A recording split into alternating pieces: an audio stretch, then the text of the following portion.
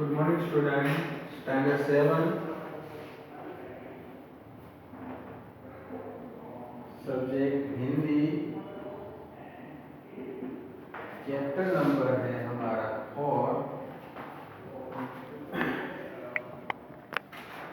देश के नाम संदेश।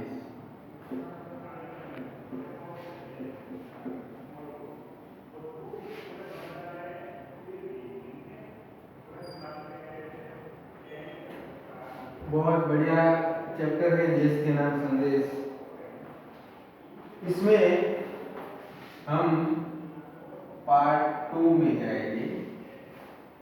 पार्ट 1 में हमने देखा था कि डॉक्टर एपीजे अब्दुल कलाम जो है वो ईमेल के जरिए देशवासियों को एक मैसेज भेजते हैं और कहते हैं कि क्या आपके लिए आपको देश के लिए 10 मिनट आपके लिए है देश के लिए। तो एक ऐसा मैसेज भेजते हैं कि सिर्फ और सिर्फ 10 मिनट देनी है आपको देश के लिए, यदि हो तो पढ़िए वरना मर्जी आपकी। ऐसा कहकर अब्दुल कलाम जो है वो ईमेल में ये सब कुछ लिखते हैं कि हम कहते हैं कि हमारी सरकार ऐसी है, हमारी सरकार कानून जो पुराना पड़ गया है, नगर पालिका कचरा नहीं उठाती, वगैरह वगैरह हमने जो पार्ट 1 में देखा था। अब हम पार्ट 2 में पहुंचे थे पेज नंबर 22 पर। हम पहुंचे थे टॉपिक में देखो तो हमने 3 टॉपिक ले लिए थे। उसमें पहला टॉपिक जो था हवाई अड्डे का, सिंगापुर का जो दुनिया का सर्वश्रेष्ठ हवाई अड्डा है, वहाँ पे हम सिगरेट के टुकड़े इधर उधर नहीं फेंक सकते। दूसरा हमने लिया था कि रोड पर हम शाम 5 बजे या 8 बजे के बीच आर्चर रोड पर हम कार चलाने का टोल टैक्स तकरीबन 60 रुपये भुगतना पड़ता है। उसके बाद हमने देखा था कि पार्किंग जो है कार का वो इधर उधर हम नहीं कर सकते, पार्किंग का भी टाइम होता है, उस टाइम के बाद पार्किंग का भी पैसा लिया जाता है।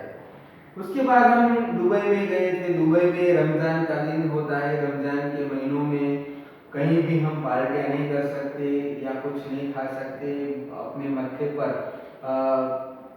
थोड़ा ऐसे खुला नहीं रख सकते, मत्थे पर कोई रुमाल या वगैरह वगैरह होना जरूरी है। तो ये वहाँ के रूल्स है। उसके बाद अब हम आगे देखेंगे वॉशिंगटन में आप 55 मील प्रति घंटों से ऊपर गाड़ी चलाने की हिमायत नहीं करते। अगर आप वॉशिंगटन जाते हैं तो वहाँ 55 यानी कि 55 मील प्रति मिली घंटा यानी कि चलाने की रफ्तार है, वो उस रफ्तार पर ही आपको गाड़ी चलानी होती है। उससे ज्यादा अगर आप चलाते हैं तो आपको जुर्माना भुगतना पड़ता है, यानी कि उसका टैक्स या पैसा भुगतना पड़ता है या जेल भी होती है। और पलटकर सिपाही से यह भी नहीं कहते कि जानता है मैं कौन हूँ, मैं फला हूँ और मैं फला मेरा बाप है। यानी कि फला फले का मतलब होता है कोई लेवल होता है किसी का। हमारे कोई रिलेशन में कोई पीएसआई हो, डीवाईएसपी हो, वगैरह वगैरह, कोई राजनेता हो, तो उसका नाम देकर हम छूट जाने की बात बताई गई है। तो हमारे यहाँ भारत में ज्यादा से ज्यादा 100% ऐसा होता है कि सरपंच का भी नाम दे देते हैं। सरपंच का भी कि हमारे गांव का सरपंच है, वो उसको तुम पहचानते हो। अरे भाई, सरपंच को पहचानने से क्या होता है, ये गवर्नमेंट रूल्स है। तो हम सरपंच का नाम दे दें, वो हमारे सरपंच हमारे गांव के, उसको तुम पहचानते। पुलिस वाले और सरपंच का क्या लेना देना। पुलिस वालों से हम कहते वो धारासभ्य है, वो हमारे ऐसे है, वो ऐसे एमएलए हमारे ऐसे रिलेटिव में है, पुलिस वाले हमारे ऐसे रिलेटिव में है। रिलेटिव में होने से क्या आप क्राइम करेंगे? रिलेटिव होने से क्या हम क्राइम करेंगे? बस ये हमारी सोच है। सोच बदलने की बात यहाँ डॉक्टर कलाम साहब कहते हैं। दूसरी बात यहाँ पे ये महत्वपूर्ण है कि ऑस्ट्रेलिया और न्यूजीलैंड के समुद्र तटों पर आप खाली नारियल हवा में नहीं उछालते। बढ़िया बात है। ऑस्ट्रेलिया आप जाओगे, न्यूजीलैंड आप जाओगे तो ओशन के बैंक पर आप अगर कोकोनट का कोई भी है उसे ऊपर उठा नहीं सकते या कहीं भी फेंक नहीं सकते, उसके लिए भी जुर्माना लगता है। टोक्यो में आप सड़कों पर पानी की पीप क्यों नहीं थूकते? ये बढ़िया बात बता रहे हैं कलाम साहब कि हम इंडिया में है, इंडिया के रहने वाले हैं, भारतवासी है, हम भारत में जब आएंगे हमें भी पता है कि ये रूल्स हमारे इंडिया में भी है, हमें उसको फॉलो करना चाहिए। अगर अगर नहीं है तो इसका मतलब ये नहीं है कि ये हम ऐसा करें। अच्छाई करना हमारे अंदर एक ऐसा गुण होना जरूरी है। हम क्यों दूसरे देशों की कंट्री, दूसरे देशों के लैंड पर हम जाते हैं, वहाँ की भूमि पर हम उतरते हैं तो तुरंत ही हमारे विचार हम बदल देते हैं, हमारे थॉट बदल देते हैं। जब हम वहां से जब इंडिया में आते हैं तो फिर हम फ्री हो जाते हैं, इंडिपेंडेंस हो जाते हैं। क्यों क्यों हमारी सोच ऐसी है? ये बात पर महत्वपूर्ण चर्चा डॉक्टर कलाम साहब ने ईमेल पर की है। सच बात है, हम यहाँ पे सब कुछ करते हैं, गाड़ियाँ इधर उधर खड़ी कर देते हैं, कहीं भी कचरा फेंक देते हैं, कुछ भी बोल देते हैं, कहीं से किसी के साथ झगड़ा भी कर लेते हैं, जो समझ में आए सब कुछ स्वतंत्र है इंडिया में हम करते हैं। विदेश में ऐसा नहीं होता और वो आप जानते हैं क्यों? क्योंकि वहाँ पे आपको दंड भुगतना पड़ता है, वहाँ पे आपको जेल होती है या फिर आपको उसका जुर्माना पैसा देना पड़ता है। अब इंडिया में भी है ऐसे रूल्स, मगर क्यों होता है ऐसा? इसका रीजन बहुत बड़ा है, पॉलिटिक्स के साथ जुड़ा हुआ है। तो ये मान्यता, ये दिमागी हमारी सोच पहले बदलनी है। बोस्टन में आप जाली योग्यता प्रमाण पत्र क्यों नहीं खरीदते?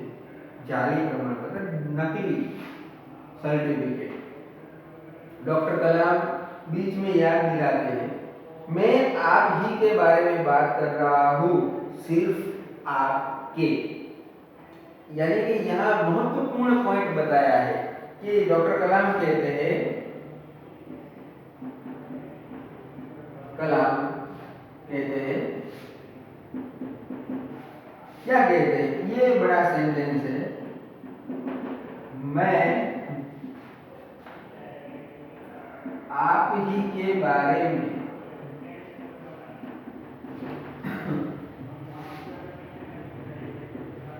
बात कर रहा हूं,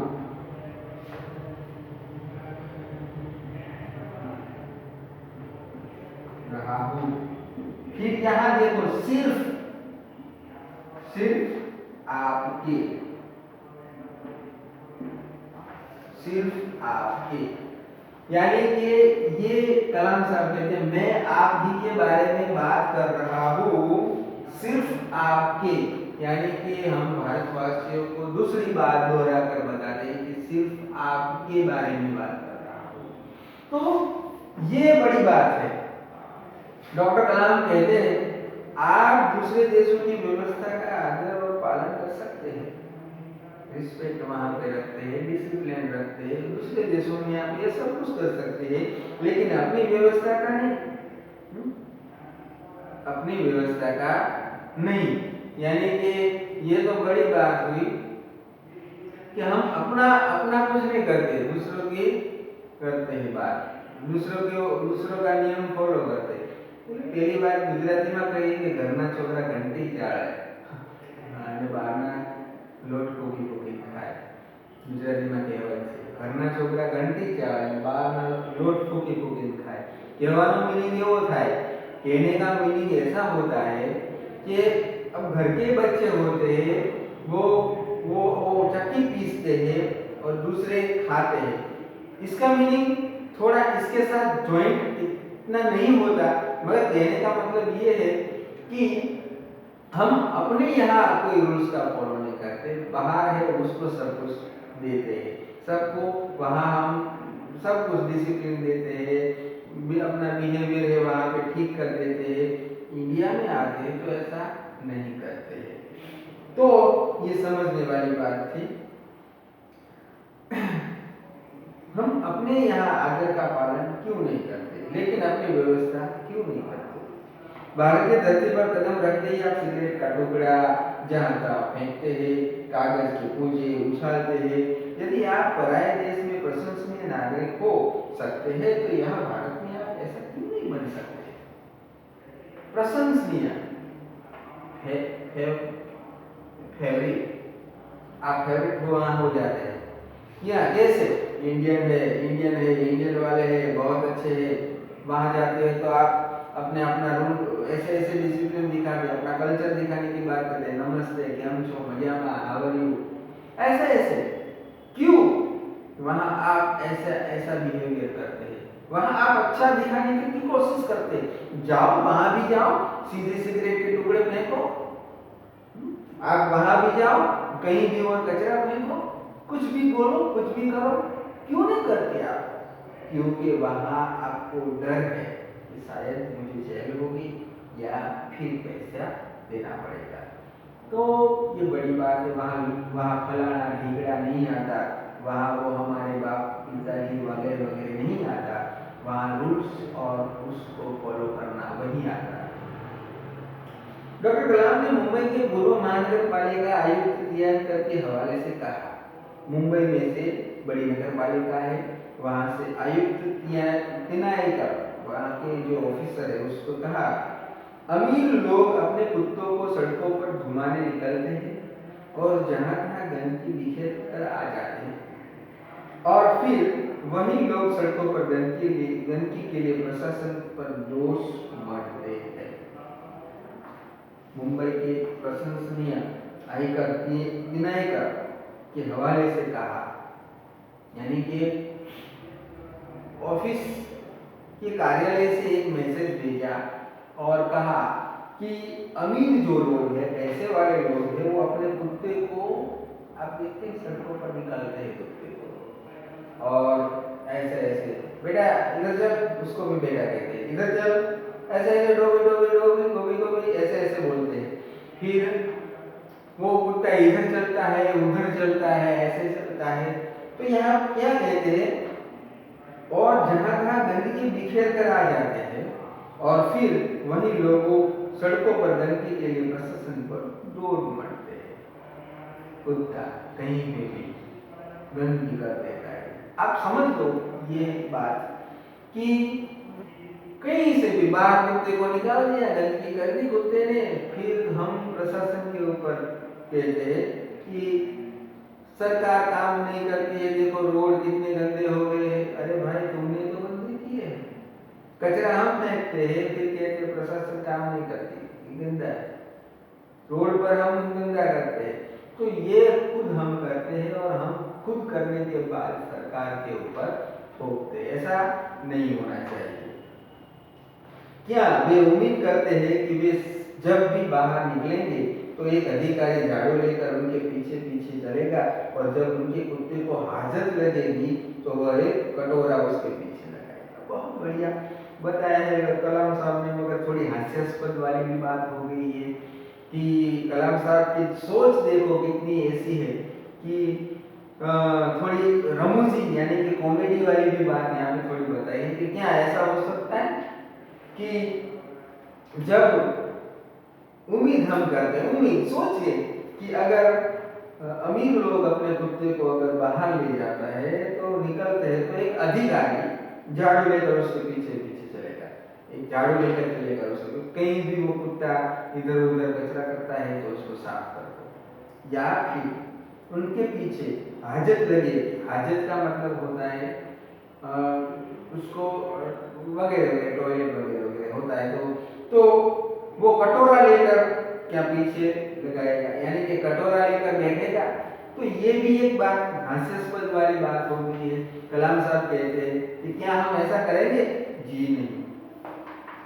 पेज नंबर 23 पर राष्ट्रपति ने मिसाल दी कि अमेरिका और जापान में कुत्ते के मालिक को उसकी छोड़ी हुई गंदगी साफ करनी पड़ती है। देखो, अमेरिका और जापान ये दोनों ऐसे कंट्री है, अमेरिका और जापान, ये दोनों एक ऐसे देश है जहां पे मालिक को उस कुत्ते के पीछे, कुत्ता जो गंदगी छोड़ता है उसको साफ करनी पड़ती है।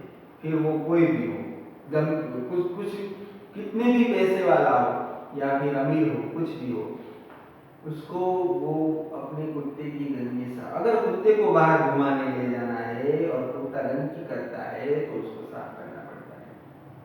फिर शासन व्यवस्था के बारे में डॉक्टर कलाम ने कहा कि हम सरकार चुनने के लिए वोट डालने जाते हैं और अपनी सारी जिम्मेदारियां भी वहीं उलट आते हैं।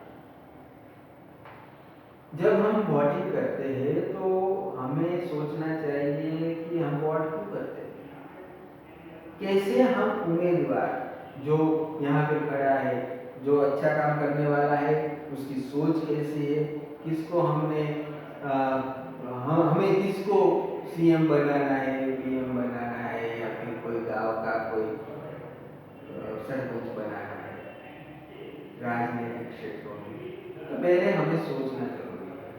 हम क्या करते हैं, जब भी आता है इलेक्शन हम अपना वो कार्ड लेकर जाते हैं, आधार कार्ड वगैरह वगैरह, चुनावी कार्ड, इलेक्शन कार्ड, फिर कहते हैं क्या मेरा नंबर कहाँ है, चलो यहाँ पे उंगली पर वो टिका कर दो, हो गया, जिसको देना है वो दे दिया। फिर हमारे यहाँ थोड़ा पैसा भी लिया जाता है, बहुत सारा कुछ करप्शन भी होता है। तो ये देश में होने वाले जो दूषित परिणाम आएंगे उसकी बात बताते हैं डॉक्टर कलाम। डॉक्टर कलाम बताते हैं कि हम सरकार चुनने के लिए, वोट डालने के लिए तो जाते हैं, मगर सारी जिम्मेदारियां सरकार की ही है वो सोचकर हम आते हैं। मैंने वोट कर दिया है, अब सब जिम्मेदारी सरकार की है, गवर्नमेंट की है, हमारी भी कुछ जिम्मेदारी बनती है। हम आराम से बैठकर सोचते हैं कि अब हमारे नाज नखरे उठाई जाएंगे, हम सोचते हैं कि हमारा घर काम सरकार करेंगे और हम फर्श पर पड़ा हुआ रद्दी कागज उठाकर उसे कूड़ेदान में डालने की जहमत तक नहीं उठाएंगे। जहमत यहाँ का मतलब होता है, यहाँ पे बताया गया है थोड़ी भी मेहनत नहीं करना। हम इतना सोचते हैं कि मेरा डाला हुआ जो कचरा है वो भी नगर पालिका के लोग आएंगे और उठाएंगे, मैं क्यों उठाऊं, मेरे घर के सामने कचरा पड़ा है, मेरी जिम्मेदारी नहीं है, किसकी जिम्मेदारी है भाई, ये जिम्मेदारी हमारी है। मैंने कचरा डाला है तो मुझे डस्टबिन में डालना चाहिए या फिर उसका कोई योग्य जगह पर रखना चाहिए, मैं इधर उधर क्यों फेंकूं। तो हम कहते हैं अरे भाई हमने वोट तो दिया है, सरकार को क्यों वोट दिया है, इसलिए तो वोट दिया है कि ये हमारा कामकाज करे, इसलिए हमने वोट दिया है, बस सारी जिम्मेदारियां हम सरकार के ऊपर तो कलाम साहब ये बताते हैं। फिर आगे, रेलवे हमारे लिए साफ सुथरे बाथरूम देगी और हम उन्हें ठीक से इस्तेमाल करना भी नहीं सीखेंगे। डॉक्टर कलाम ने कहा कि समाज की ज्वलंत समस्याओं पर भी हमारा ऐसा ही रवैया है। हम ड्राइंग रूम में बैठकर दहेज के खिलाफ गला फाड़ते हैं और अपने घर में इसका उल्टा करते हैं और बहाना देखिए पूरी व्यवस्था की खराब है। अगर मैं अपने बेटे की शादी में दहेज नहीं लूंगा तो इससे कौन सा बड़ा फर्क पड़ जाएगा। दहेज प्रथा लेना, ये बात आई। दूसरी बात रेलवे की बताते हैं डॉक्टर कलाम कि केंद्र सरकार ने रेलवे जो है उसमें बहुत सारी फैसिलिटी बनाई है। फिर गवर्नमेंट ने जितनी भी सरकारी टूल्स है उसमें भी बहुत ऐसी फैसिलिटी रहती है। तो आप अगर बस में बैठे होंगे, ट्रेन में बैठे होंगे तो पता चलेगा कि वहाँ के टॉयलेट, वहाँ के रहने वो साफ सुथरा वो होता है वो करने का, वहाँ सब कुछ इतना गंदा होता है वॉश करने के। तो हम सोचते हैं कि इतनी अच्छी व्यवस्था होने के बावजूद भी ये कि वहाँ जाएंगे तो वहाँ पे स्क्रू किसी ने निकाल दिया होगा, कहीं भी जाएगा तो ऐसे ड्राइंग बना दिया होगा, यहाँ लिखा होगा, कोई किसी का नाम लिख कर चले होंगे, या फिर ब्लेड से किसी ने वो सीट काट दी होगी। तो ये देखो, ये सब कुछ करते हैं लोग, इससे उसको क्या मिलता है हमें पता नहीं, भगवान जाने इसको क्या मिलता होगा।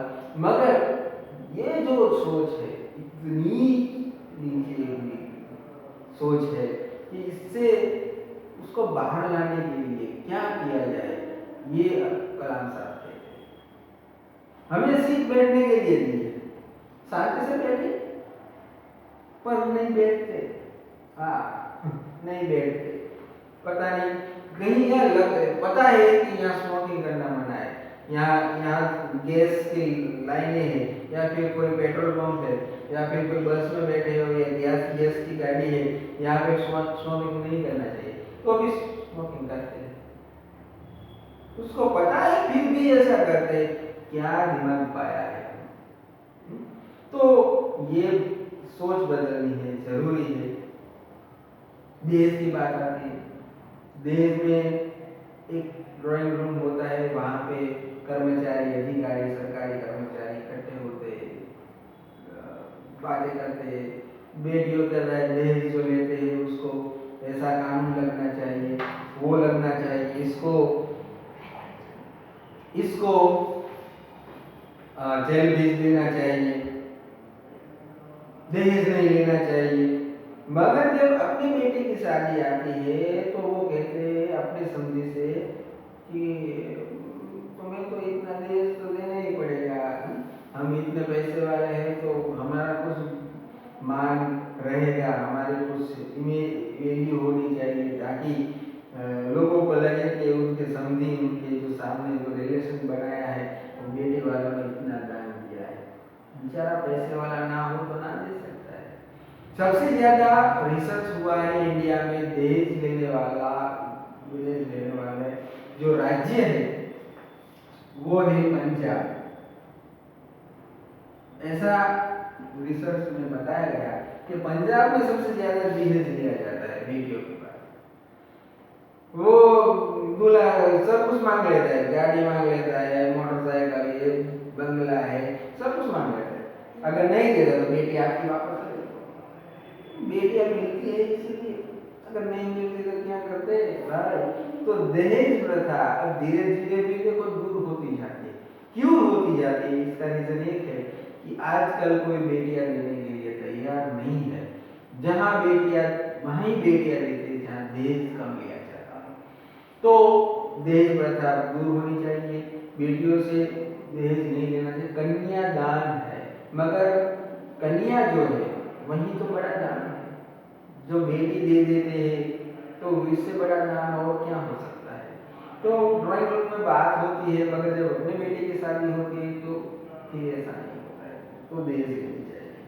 तो हम यहाँ तक रखते हैं 23 पेज पर। बहुत बढ़िया लेसन है, देश के नाम संदेश। ओके, तो यहाँ तक हम रखेंगे, बाकी का जो आगे का पैराग्राफ है वो हम पार्ट से मिलेंगे। Okay, goodbye and have a nice day.